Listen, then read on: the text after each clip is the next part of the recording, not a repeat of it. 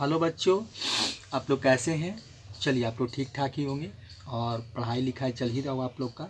देखिए हम लोग बता रहे थे कॉम्प्लेक्स नंबर में जो आपका जो चैप्टर था 13.4 का, बस लास्ट दो तीन क्वेश्चन बचा हुआ है, उसको आप सॉल्व कर देंगे। उसके बाद ये कॉम्प्लेक्स नंबर जो आपका जो चैप्टर था टॉपिक था वो पूरा समाप्त हो जाएगा। मतलब जो आर डी शर्मा जितना बताए हैं उतना पूरा हो जाएगा। बाकी फिर आगे क्या पढ़ना नहीं पढ़ना है वो तो अलग बात है, लेकिन जो आर डी शर्मा लिखे हैं उसके अनुसार टॉप में चैप्टर आपका मतलब जो भी पढ़ना था वो पूरा हो जाएगा। ठीक है। और चलिए अब आप लोग भी अपना कॉपी किताब निकालिए, अपना पेन निकालिए और आप ही जैसे हम बनाते हैं। देखिए क्वेश्चन नंबर 4 हम लिखे हुए हैं और इसको हम कैसे सॉल्व करते हैं आप देखिएगा। आप लोग खुद भी सॉल्व कीजिए, खुद ही बनाइए। बार बार बोलते हैं कि खुद ही प्रैक्टिस करना चाहिए, मेहनत करना चाहिए, क्योंकि पढ़ाई लिखाई में आपको तो मेहनत करना ही पड़ेगा। बिना इसमें है कि बिना हार्डवर्क किए हुए कुछ मिलता नहीं है। क्योंकि आजकल देखिए बहुत कम्पिटिटिव युग है। किसी भी फील्ड में आप रहें, वो इंजीनियरिंग हो, मेडिकल हो या जनरल फील्ड हो, कहीं भी आप रहें, कंपटीशन बहुत हार्ड हो चुका है। मतलब प्रतियोगिता परीक्षा अब आसान पहले भी नहीं था, आज भी नहीं है। अब तो और नंबर ऑफ स्टूडेंट ज़्यादा फॉर्म फिलअप करते हैं, तब प्रतियोगिता और ज़्यादा कठिन हो गया है। मतलब तीन सबको देखते हुए आप लोग मेहनत कीजिए और बस मन में ऐसा नहीं कि आप बस और भी लगा उसमें भी क्या सच्चाई से मेहनत कीजिए। इसलिए कि मान लें कुछ गलत करते हैं तो कि उसे किसी को नुकसान नहीं होना है। नुकसान बस जो करता है उसी को होता है। जब आप लोग करेंगे तो आप ही को होगा और किसी का नुकसान नहीं होता, क्योंकि समय आने पर आज नहीं करेंगे तो कल तो आपको करना ही पड़ेगा। इससे आप भाग नहीं सकते हैं।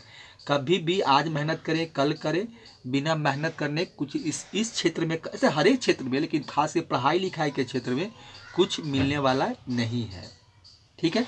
चलिए आपका प्यारा सा चैनल स्कूल मैथमेटिक्स क्लासेस में वेलकम है। आइए चलिए अब देखिए क्वेश्चन नंबर 4 क्या है।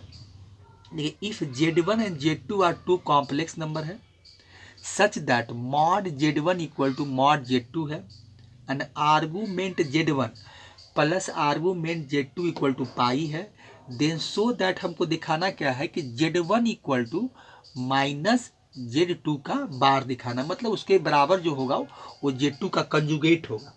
ठीक है। सबसे पहले हम लोग क्या करते हैं कि इसमें कुछ मान लेते हैं। अकॉर्डिंग टू क्वेश्चन क्या है कि जब तक हम कुछ मानेंगे नहीं, क्योंकि हमको इसमें Z1 Z2 का कुछ रिलेशन दिखाना है, आपका मॉड का भी है, आर्गूमेंट का भी है।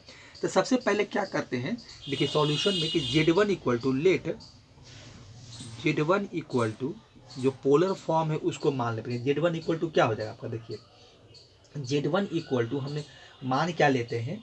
देखिए Z1 इक्वल टू एक जो मेरा कॉस थीटा वाला फार्मूला होता है, तो हम वही एज्यूम कर लेते हैं। जो पोलर फॉर्म का जो फार्मूला है तो ये हम इसको लिख लेते हैं और लिख कर देखिए इसमें हम देखिए Z1 इक्वल टू क्या हो जाएगा। देखिए Z1 इक्वल टू यहाँ पर आप R होता है तो R1 कर देते हैं, तो ये हो जाएगा आपका क्या कॉस देखिए क्या हो जाएगा कॉस आपका थीटा 1 कर लेते हैं, अब प्लस आपका आई साइन थीटा 1 हो जाएगा। देखिए ये चीज़ आपको मिलेगा। देखिए आई साइन थीटा 1, तो ये हो गया आपका क्या Z1 इक्वल टू। उसी तरह से हम कॉम्प्लेक्स नंबर अगर Z2 इक्वल टू, देखिए अगर पोलर फॉर्म में मानेंगे तो, अगर खाली कॉम्प्लेक्स नंबर मानना है तो फिर क्या हो जाएगा आपका, क्या हो जाएगा कॉस थीटा 1 प्लस आई साइन थीटा 1 होगा। अगर पोलर फॉर्म में मानते हैं तो नहीं तो फिर आप खाली चाहते हैं कि हम जो कॉम्प्लेक्स नंबर है, तो कॉम्प्लेक्स नंबर देखिए क्या होता है मेरा, अगर Z इक्वल टू देखा जाए तो x प्लस क्या होता है आपका आई साइन बाई होता है। तो यहाँ पर हम क्या कर सकते हैं, x इक्वल टू मान लीजिए हम बैठा देंगे कॉस थीटा और प्लस ये हो जाएगा आपका आई साइन थीटा हो जाएगा, ये वैल्यू मिलेगा। देखिए इसका वैल्यू तो यही मिलना है, लेकिन हम यहाँ पर क्या कर रहे हैं कि पोलर फॉर्म में लेके चल रहे हैं। तो ये Z1 हो गया और एक आप मान लीजिए Z2 इक्वल टू मान लीजिए, तो Z2 इक्वल टू क्या लिख सकते हैं, तो ये R2 हो जाएगा। देखिए R2 और ये हो जाएगा आपका कॉस थीटा 2 हो जाएगा और इसका मान लेते हैं कि ये मेरा क्या है आई साइन आपका क्या हो जाएगा थीटा 2 हो जाएगा। देखिए ये वैल्यू मिलेगा। ठीक है। अब देखिए अब यहाँ से एक चीज़ देख रहे हैं क्या है, एक चीज़ देखिए हमको रिलेशन क्या दिया हुआ है कि Z1 इक्वल टू, देखिए Z1 इक्वल टू आपको देखिए क्या दिया हुआ है कि Z1 इक्वल टू आपका Z2 है। Z1 इक्वल टू क्या है आपका Z2 है। तो हम यहाँ से थोड़ा वैल्यू कुछ निकाल लेते हैं। देखिए हम देखिए इसके पहले देखिए हम लोग निकालते थे कि R का वैल्यू जो होता था, देखिए हम लोग क्या लिखते थे कि R बराबर मॉड Z होता था। देखिए मॉड Z का वैल्यू जो होता था R के बराबर होता था, क्योंकि पोलर फॉर्म में जो हम लिखते हैं कि R इक्वल टू, तो यही R आपका मॉड Z होता है। देखिए यही चीज़ होता है। तो अगर मान लीजिए कि हम यहाँ पर ऐसे लिखें कि ठीक है यही चीज़ को, तो हम यहाँ पर देखिए ऐसे लिख सकते हैं क्या कि R1 इक्वल टू, हम क्या लिख सकते हैं, मॉड आपका Z1 लिख सकते हैं। देखिए R1 इक्वल टू, ये हो गया। चलिए फिर हम देखिए आर्गूमेंट को लिखते थे, थीटा इक्वल टू, थीटा को भी आर्गूमेंट से रिप्रेजेंट किया जाता है। तो हम लिख सकते हैं यहाँ पर कि मेरा आर्गूमेंट जो इसका हो जाएगा, देखिए हम लिखे हैं ऐसा, हम बहुत जगह यूज किए हैं कि आर्गूमेंट Z1 इक्वल टू आपको क्या मिलेगा, तो ये मिलेगा आपको θ1 हो जाएगा। देखिए आर्गूमेंट Z1 इक्वल टू θ1 हो जाएगा। तो इसी प्रकार से हम वहाँ भी लिख सकते हैं। तो ये हो गया। चलिए इसके बाद देखिए क्या करना है। अब देखिए एक हमको रिलेशन में क्या दिया कि Z mod Z1 equal to Z2 भी है। एक चीज़ देखिए ये भी आपको हम लिख लेते हैं अकॉर्डिंग टू क्वेश्चन। देखिए क्या दिया हुआ है। अब देखिए ये चीज़ हो गया। अब यहाँ से हम एक काम और क्या कर लेते हैं कि देखिए ये हो गया। अब आर्गूमेंट Z1 इक्वल टू θ1, एक काम हम और करते हैं कि R2 इक्वल टू, जैसे इसका लिखे हैं, तो हम यहाँ पर आर्गूमेंट Z2 इक्वल टू θ2 कर देते हैं। ये हो जाएगा। देखिए आर्गूमेंट Z2 इक्वल टू क्या हो जाएगा, मेरा θ2 हो जाएगा। ठीक है, ये काम कर लिए। अब यहाँ से एक चीज़ देखिए क्या है कि हमको दोनों का देखिए बराबर है। अगर देखिए मान लेते हैं कि अगर हम लोग R1 इक्वल टू Z1 होगा, तो इसी प्रकार से हम क्या लिख सकते हैं कि R2 इक्वल टू क्या होगा, मॉड Z2 भी हो जाएगा, मॉड आपका Z2 हो जाएगा। तो हमको दिया हुआ क्या, देखिए अकॉर्डिंग टू क्वेश्चन क्या दिया हुआ है, तो हमको अकॉर्डिंग टू क्वेश्चन दिया हुआ है कि आपका मॉड Z1 जो है वो क्या दिया, मॉड आपका क्या है, Z2 है। यहाँ से हमको क्या मिलेगा, R1 इक्वल टू, देखिए आपको क्या मिलेगा, R2 मिलेगा। यहाँ से एक रिलेशन हम देखिए ये भी हमको यहाँ से आप इसको रख ले सकते हैं कि हमको यहाँ से वैल्यू भाई मिलेगा ये। अब देखिए एक चीज़ क्या है कि एक और हमको दिया हुआ क्या है कि argument Z1 plus argument Z2। ठीक है भाई, तो इसका वैल्यू देखिए निकालते हैं कि आर्गूमेंट आपका Z1 है, ठीक है, अब प्लस आपका आर्गूमेंट Z2 है। आर्गूमेंट क्या है आपका Z2, और इक्वल टू दिया हुआ है हमको क्या, पाई दिया हुआ है। देखिए क्या दिया, पाई दिया हुआ है। ठीक है, अब इसका वैल्यू हम क्या मान के चल रहे हैं कि θ1 है, और इसका वैल्यू मान के चल रहे हैं कि ये θ2 है, और इक्वल टू क्या है आपका, देखिए पाई है। ठीक है, तो हम यहाँ क्या करते हैं कि θ1 का वैल्यू निकाल लेते हैं। तो θ1 का वैल्यू निकालेंगे तो हमको क्या मिलेगा, पाई माइनस आपको क्या मिलेगा, θ2 मिलेगा। देखिए एक रिलेशन हम यहाँ से निकाल लिए, एक रिलेशन हमने निकाल लिया। अब क्या करेंगे, अब देखिए अब उसके बाद देखिए कुछ नहीं करना है। अब उसके बाद देखिए आपका क्या है कि Z1 इक्वल टू, देखिए Z1 इक्वल टू हम क्या मान के चल रहे हैं, Z1 इक्वल टू क्या है, देखिए Z1 इक्वल टू, देखिए Z1 इक्वल टू आपका जो वैल्यू है, चलिए Z1 इक्वल टू क्या है आपका, Z1 इक्वल टू R1 है आपका, और ये वैल्यू मेरा क्या है, कॉस आपका θ1 है प्लस आई साइन θ2 है। ठीक है, ये वैल्यू है। अब देखिए चलिए θ1 ही होगा, सॉरी θ2 नहीं होगा, θ1 ही होगा। चलिए θ1 है। अब देखिए हम θ1 का वैल्यू यहाँ पर हम लोग क्या किए, निकाल चुके हैं, θ1 का वैल्यू निकाले हैं। अब हमको खाली क्या करना है कि θ1 का जो वैल्यू है उसको हमको क्या करना है, बस इसमें यहाँ पर हमको पुट कर देना है। अब पुट करके हम वैल्यू यहाँ से कैलकुलेट कर लेंगे, और हमको अब कुछ नहीं करना है। देखिए तो एक चीज़ हम जानते हैं, देखिए क्या जानते हैं, देखिए दिखाते हैं आपको हम लोग। देखिए चलिए ठीक है, तो यहाँ पर θ1 का वैल्यू बैठाइए। तो θ1 का वैल्यू बैठाएंगे तो क्या होगा, देखिए ये हो जाएगा R1 कॉस θ1 का वैल्यू क्या लिखे हैं, देखिए तो ये हो जाएगा। चलिए इसको थोड़ा सा इस तरह से लिख देते हैं, ये सब ब्रैकेट चेंज कर लेते हैं, स्क्वायर ब्रैकेट यूज कर लेते हैं। तो ये हो जाएगा कॉस आपका, देखिए θ1 का वैल्यू क्या है, पाई माइनस आपका क्या है, θ2 है। तो बैठा देते हैं यहाँ पर, जो θ1 का वैल्यू देखिए निकाले हुए हैं। अब प्लस यहाँ पर आई साइन, और फिर क्या हो जाएगा, फिर यहाँ पे θ1 है तो यहाँ भी वैल्यू क्या हो जाएगा, पाई माइनस आपका क्या हो जाएगा, θ2 हो जाएगा। देखिए ये ब्रैकेट को क्लोज कर दीजिए। अब देखिए यहाँ से एक स्टेप और हम यहीं लिख देते हैं। देखिए R1 इक्वल टू क्या है आपका R2 है, तो यहाँ पर देखिए चलिए हम कहीं पर दूसरी लिख देते हैं। देखिए अब यहाँ पर चलिए यहाँ पर हम थोड़ा सा यहाँ पर देखिए एक लाइन खींच देते हैं। देखिए यहाँ से अब क्या करेंगे हम लोग, देखिए यहाँ से अब हम लोग क्या करेंगे कि R1 इक्वल टू देखिए क्या है R2 है, तो यहाँ पर देखिए अब हम लोग जो Z1 इक्वल टू वैल्यू निकाले हैं तो यहाँ पर R2 बैठा देते हैं, R2 हो जाएगा। R2 बैठा दिए। अब देखिए pi cos pi minus theta क्या होता है, पाई माइनस थीटा में कॉस में क्या होता है माइनस होता है, तो यहाँ पर क्या करेंगे, देखिए पाई माइनस थीटा कॉस थीटा क्या माइनस कॉस थीटा होता है, तो माइनस कर देंगे यहाँ पर, तो ये वैल्यू आपको मिलेगा और क्या हो जाएगा थीटा बन जाएगा, तो ये हो जाएगा थीटा 2 हो जाएगा। तो यहाँ पर देखिए हो जाएगा वैल्यू आपका माइनस कर दीजिए और माइनस हो जाएगा कॉस आपका थीटा 2 हो जाएगा। देखिए ये हो जाएगा अब प्लस आई। और साइन में क्या होता है, साइन में साइन चेंज नहीं होता है, sine pi minus theta sine ही थीटा होता है, तो ये हो जाएगा आपका साइन क्या हो जाएगा 2 थीटा हो जाएगा। देखिए ये वैल्यू यहाँ से मिला। अब देखिए यहाँ से हम एक काम और क्या करते हैं कि यहाँ से माइनस हम कॉमन निकाल लेते हैं, तो माइनस कॉमन निकालेंगे तो ये हो जाएगा R2 हो जाएगा, ठीक है, और ये हो जाएगा अंदर में, तो ये माइनस है तो प्लस हो जाएगा, तो कॉस आपका थीटा 2 हो जाएगा और यहाँ माइनस हो जाएगा, तो और आई हो जाएगा आपका साइन आपका देखिए क्या हो जाएगा थीटा 2 हो जाएगा। अब देखिए ये वैल्यू कितना निकाल रहे हैं, अब देखिए ये वैल्यू किसका है, अब देखिए अब यहाँ पर हम लोग क्या करें कि अगर देखिए Z2 इक्वल टू जो लिखे हैं तो ये कितना है, देखिए अभी Z2 इक्वल टू ये है तो इसका देखिए कंजुगेट हो जाएगा। अगर इसका हम कंजुगेट निकालें, अगर देखिए Z2 का हम यहाँ पर देखिए कंजुगेट निकालते हैं, Z2 का आप क्या कीजिए कि यहाँ पर आप कंजुगेट लिखिए, बार लगा देते हैं, तो ये कितना हो जाएगा, तो ये हो जाएगा R2 हो जाएगा और कंजुगेट हो जाएगा तो क्या होगा माइनस हो जाएगा, तो ये कॉस थीटा 2 हो जाएगा, अब माइनस आपका आई साइन थीटा 2 हो जाएगा। देखिए तो ये कंजुगेट का वैल्यू हो गया, मैं Z2 का क्या मिला हमको कंजुगेट है, तो यहाँ पर देखिए माइनस भी है और ये Z2 का माइनस यहाँ पर आ गया, तो Z2 का क्या हो गया कंजुगेट हो गया। तो यही देखिए हमको प्रूफ करना था कि Z1 equal to minus Z2, देखिए यही प्रूफ हो गया। यही इसी तरह से इसको हमको सॉल्व करना था, तो सॉल्व कर दिए।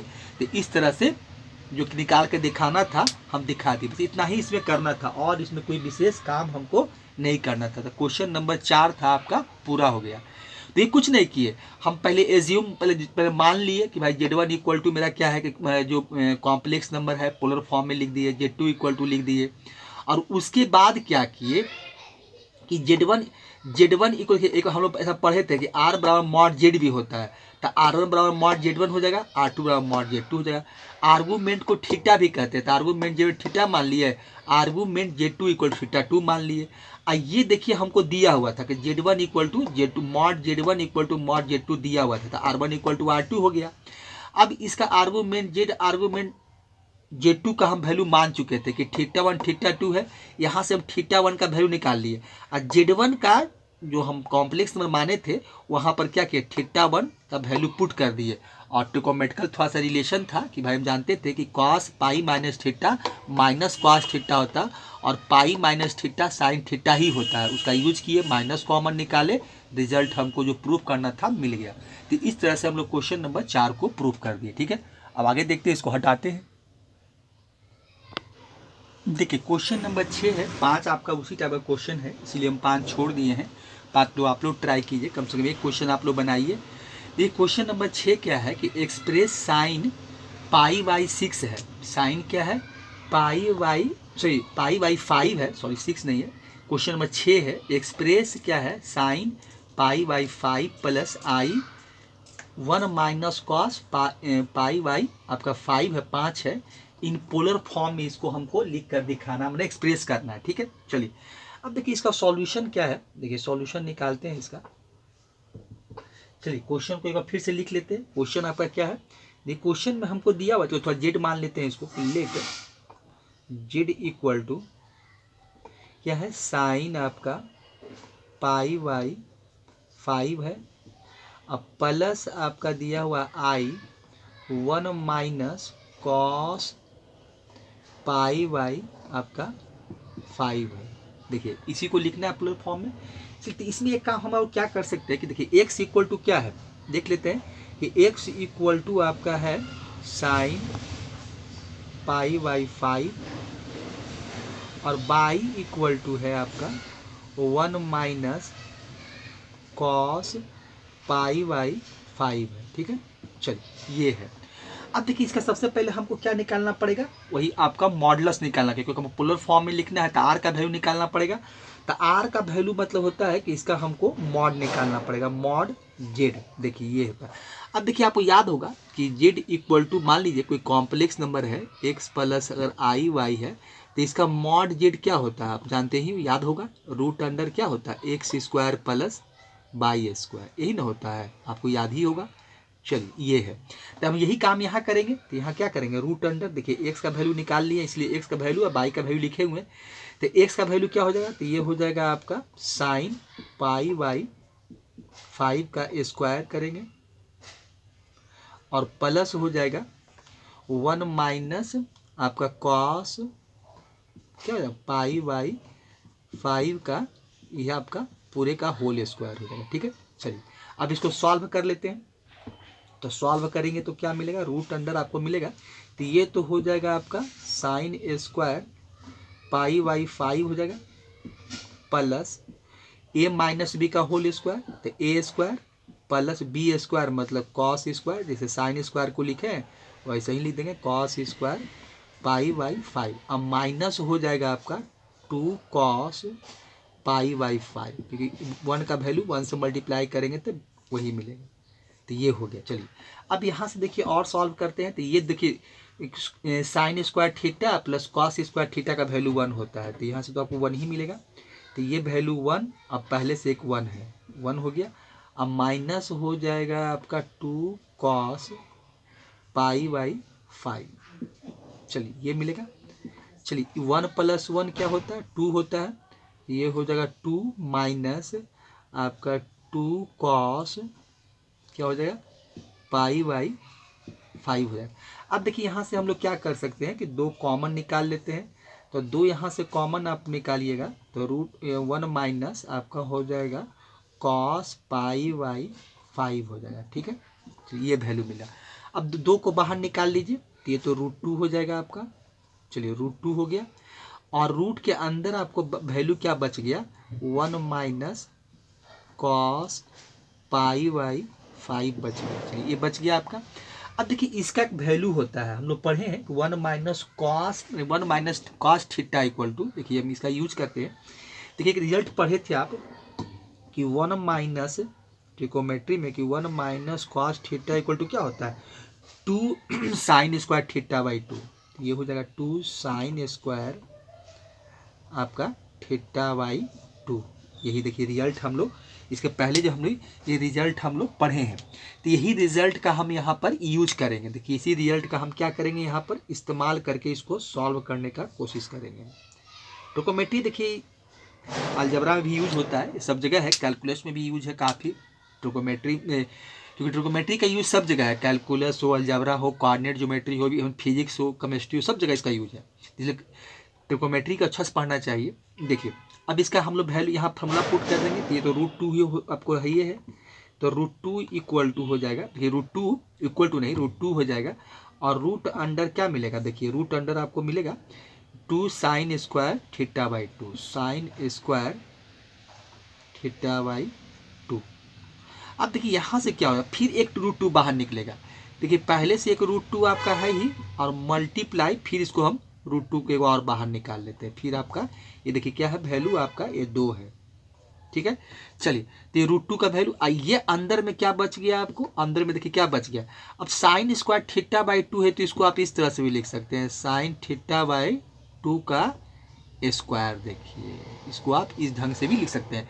इसका मतलब ये रूट से बाहर चला, 2 2 जा 4 हो जाएगा, मतलब √4 का 2 हो जाएगा, तो ये आपका 2 मिलेगा। देखिए कितना बराबर, देखिए ये हम किसका निकाल रहे हैं वैल्यू, ये r बराबर मॉड जेड का वैल्यू निकाल रहे हैं। तो इसका वैल्यू क्या हमको मिल जाएगा 2 हो जाएगा और साइन थीटा बाई 2 हो गया। देखिए यही, सॉरी हाँ साइन थीटा बाई 2 नहीं, देखिए हम यहाँ पर गलत कर रहे हैं, देखिए जो है वही लिख रहे हैं। अब यहाँ पर देखिए जो क्या हो जाएगा आपका पाई बाई 10 हो जाएगा। सॉरी देखिए यहाँ पर जो वैल्यू मिलेगा वो किसका निकालेंगे तो क्या हो देखिए यहाँ पर यही मेरा थीटा है, पाई बाई 4 है, ठीक से पाई बाई 5 है, पाई बाई 5 है, और थीटा का फिर हाफ करेंगे तो 10 हो जाएगा। तो ये जानते कितना हो जाएगा आपको, ये वैल्यू आपका पाई बाई 10 हो जाएगा। देखिए यहाँ भी पाई बाई 10 कीजिए और यहाँ भी आप क्या कीजिए पाई बाई 10 एंगल बनाना पड़ेगा, पाई बाई 10 का स्क्वायर। यहाँ भी क्या मिलेगा हमको, यहाँ से जब रूट से बाहर निकलेगा तो स्क्वायर भी है, रूट है, रूट से बाहर निकल जाएगा, रूट भी खत्म हो जाएगा, स्क्वायर भी चला जाएगा, तो ये बचेगा आपका साइन पाई बाई 10। देखिए यही आपका मॉड जेड का हमको वैल्यू मिला। ठीक है, तो मॉड जेड का वैल्यू यही मिला। अब देखिए इसके बाद हमको क्या करना पड़ेगा, अब यहाँ से हम लोग tan अल्फा का वैल्यू निकालेंगे। अब देखिए क्या करेंगे हम लोग, tan अल्फा का वैल्यू निकालेंगे और फिर इसको हम लोग सॉल्व करेंगे। ठीक है, चलिए tan अल्फा का वैल्यू निकालते हैं। देखिए tan अल्फा का वैल्यू, तो यहाँ से एक लाइन खींच देते हैं, चलिए यहाँ से अलग कर लेते हैं इसको। अब देखिए यहाँ पर हम लोग क्या करेंगे, tan अल्फा निकालते हैं। ठीक है, चलिए tan अल्फा इक्वल टू क्या हो जाएगा आपका, tan अल्फा इक्वल टू हो जाएगा। देखिए अल्फा यहाँ पर क्या है आपका एक्यूट एंगल है, हम बार बार बोलते रहते हैं let the alpha be the acute angle. चलिए लिख ही देते हैं, लेट लिख लीजिए, let alpha be the acute angle, acute angle है आपका। चलिए ठीक है, अब देखिए तो ये हो जाएगा आपका tan alpha, tan alpha equal to हो जाएगा मॉड बाई एक्स कर दीजिए।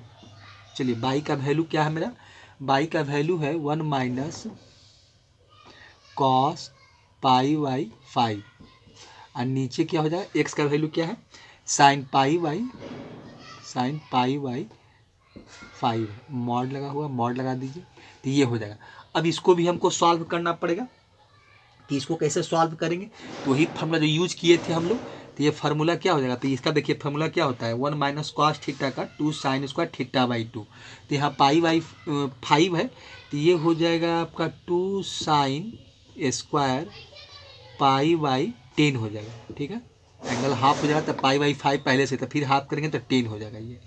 और नीचे देखिए क्या लिखेंगे, अब देखिए इसको एक साइन थीटा का फॉर्मूला होता है, साइन थीटा का क्या होता है 2 sine theta by 2 cos theta by 2, देखिए फॉर्मूला में लिख देंगे। देखिए तो इसका फॉर्मूला का यूज करते हैं, तो ये हो जाएगा आपका 2 साइन थीटा बाई 2, तो ये भी आपका 10 हो जाएगा, तो पाई बाई ये 10 हो जाएगा, और एक हो जाएगा आपका कॉस पाई बाई, ये भी आपका 10 हो जाएगा। भाई फार्मूला होता है ट्रिकोमेट्री में, देखिए उसी का यूज कर रहे हैं, आइए मॉड के अंदर सब काम हो रहा है। तो ये फार्मूला क्या होता है कि साइन थीटा इक्वल टू क्या होता है 2 साइन थीटा बाई 2, और कॉस थीटा बाई 2 होता है, कॉस थीटा बाई 2 होता है। यही फार्मूला का हम यूज किए हैं। तो इस सब फार्मूला को याद रखना पड़ेगा, यही देखिए हो। अब यहाँ 2 से 2 कट जाएगा और एक साइन कट जाएगा, एक साइन बचेगा, तो ये हो गया आपका tan अल्फा इक्वल टू हो जाएगा मॉड आपका, देखिए क्या बन जाएगा। अब देखिए मॉड क्या बचेगा, तो एक साइन और कॉस बचेगा, tan बचेगा, तो ये हो जाएगा आपका क्या हो जाएगा tan पाई बाई, देखिए क्या, चलिए एक बार फिर से लिख देते हैं। तो ऊपर बचा क्या हमको, ऊपर बचा हमको साइन पाई बाई 10, ये बचा, और नीचे क्या बचा कॉस, मेरा बचा कॉस पाई बाई 10 बचा। ठीक है, अब ये बन जाएगा क्या tan पाई बाई 10 बन जाएगा, tan आपका पाई बाई 10 हो जाएगा मॉड। तो यहाँ से देखिए वैल्यू क्या मिलेगा हमको, तो यहाँ से हो जाएगा आपका tan alpha equal to tan pi by, देखिए पाई बाई कितना हो गया, ये आपका 10 कितना हो गया पाई बाई 10, आपका 10 हो गया। तो अल्फा इक्वल टू मेरा क्या मिलेगा, alpha equal to pi by 10 हो गया। देखिए अब हम लोग क्या करेंगे, इसका हम लोग आर्गूमेंट लिखेंगे, क्योंकि हमको लिखना पड़ेगा।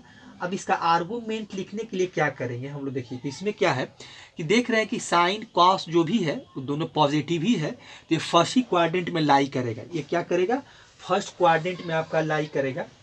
ठीक है, तो यहाँ पर लिख देते हैं कि x ग्रेटर देन 0 है और y ग्रेटर देन भी आपका 0 है। चलिए x ग्रेटर देन 0 और बाई ग्रेटर देन 0। तो Z lies in the first quadrant, Z lies in the, तो लिख देते हैं Z lies in the first quadrant. So Z lies in the हो जाएगा फर्स्ट क्वाड्रेंट कर देते हैं। देखिए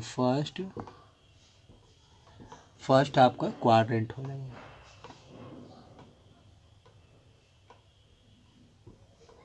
फर्स्ट क्वाड्रेंट हो गया, ठीक है।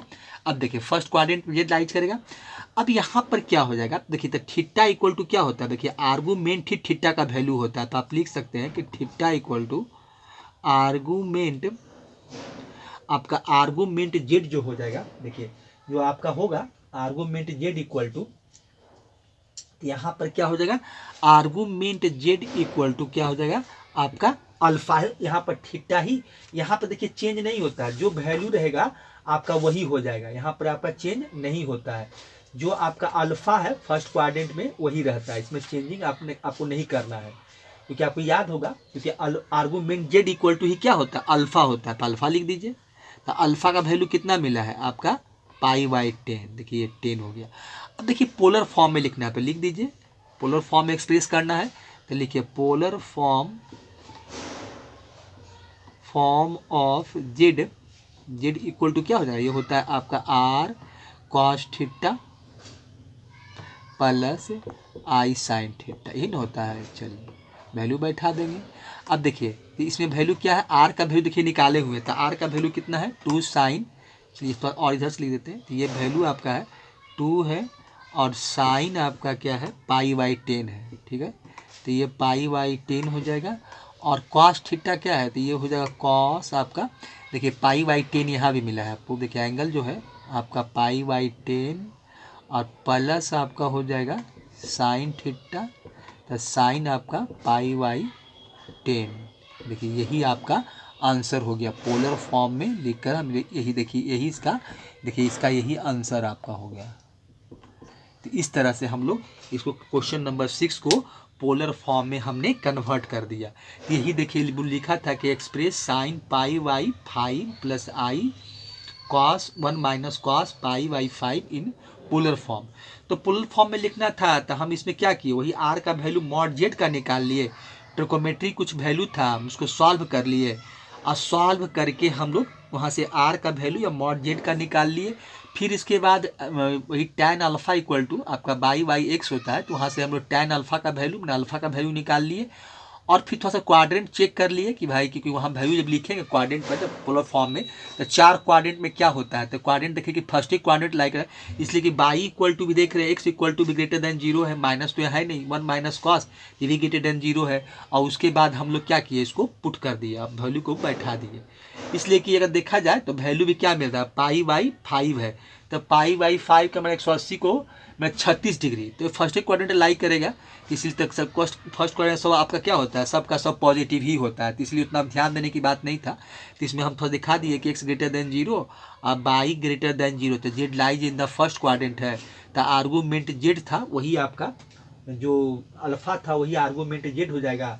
और उसके बाद हम लोग इसको पोलर फॉर्म में क्या किए, इसको हमने लिख दिया। तो यही देखिए इसका आंसर वही है जो हम लिखे 2 sin π/10 cos π/10 i sin π/10। तो यही क्वेश्चन नंबर 6 है। देखिए अब जो RD शर्मा का जो आपका 13.3 था वो समाप्त हो चुका है। अब आगे अब देखिए हम लोग आगे क्या करेंगे, अब इसके बाद जो हम लोग देखेंगे कि अलजबरा समाप्त हो गया। देखिए इसके पहले जो हम ट्रिकोमेट्री में आपको कुछ पढ़ाए थे, हम लोग कंपाउंड एंगल तक किए थे, मैंने एंगल सम और डिफरेंस का निकाले थे। अब इसके बाद जो हम चैप्टर शुरू करेंगे वो ट्रांसफॉर्मेशन फार्मूला है, वो आपका ट्रिकोमेट्री ही शुरू करेंगे। ट्रिकोमेट्री क्योंकि रुका हुआ था, आप ट्रिकोमेट्री को आगे बढ़ाएंगे, क्योंकि अब इसके बाद ट्रिकोमेट्री आगे पढ़ाएंगे और कोशिश करेंगे कि पूरा समाप्ति कर दें, उसके बाद ही कुछ करें, क्योंकि ऐसे बीच में ठीक नहीं होता है, क्योंकि लिंक टूट जाता है। तो आप लोग रेगुलर ही पढ़ा देंगे। तो आपका देखिए अब इसके बाद हम लोग वो ट्रिकोमेट्री ही देखेंगे, आपका जो आपका ट्रांसफॉर्मेशन फार्मूला है वही देखेंगे, ठीक है। चलिए तो अलजबरा आपका 13.4 का RD शर्मा का कॉम्प्लेक्स नंबर का चैप्टर आपका समाप्त हो गया। लास्ट यही क्वेश्चन था आपका 13.4 का, और टॉपिक्स पूरा समाप्त हो गया मैंने अकॉर्डिंग टू RD शर्मा, ठीक है। चलिए तो इसको हटाते हैं और फिर हम नया चीज़ शुरू करते हैं।